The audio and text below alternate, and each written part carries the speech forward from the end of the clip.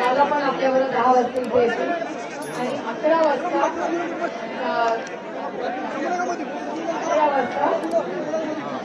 अंतविधी 11 वाजता उद्या आहे. 10 वाजता आपण सगळे इथे जाऊया.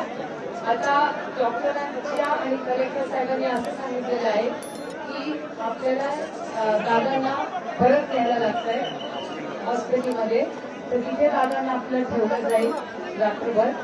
मग सकाळी